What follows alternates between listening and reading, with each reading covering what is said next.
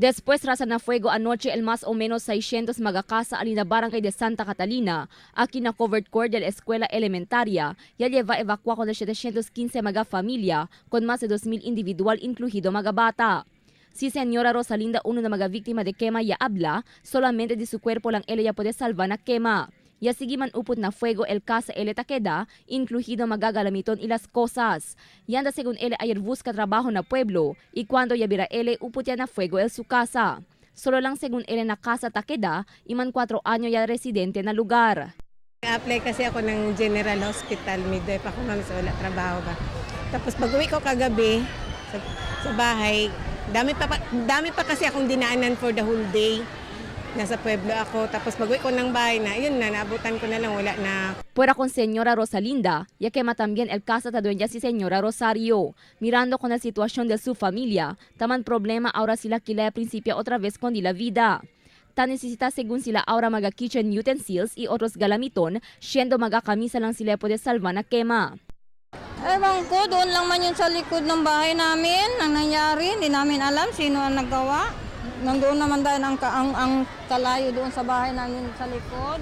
Según con el barrio Capitán Jimmy Villaflores, actualmente pone abajo na estado de calamidad con el barangay de Santa Catalina. El pasa según el proceso y assessment del Consejo Local, a ver puede usar el barangay con el 30% calamity fund para asistir con mga víctima de quema. Actualmente depende lang según el barangay na ayuda desde el CSWD, DSWD, City Health Office, Local Government Unit, mga-concern ni ahensya y mga-Buen Samaritano para na ayuda.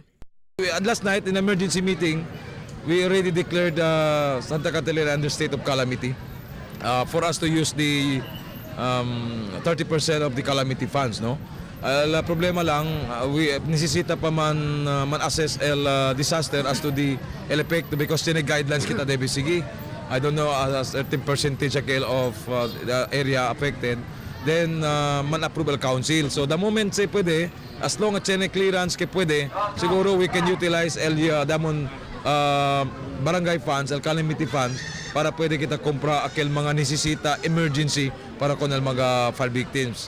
Fuera na comida y agua, problema también ahora el falta número de excusado na lugar. Falta también según el magagasol y otros galamiton para kusi comida con el maga evacuante. Según pa con Villaflores, manada versión según él te aparece acerca el causa del quema anoche. Y todo el hace pasa na propia investigación por medio del Bureau of Fire Protection.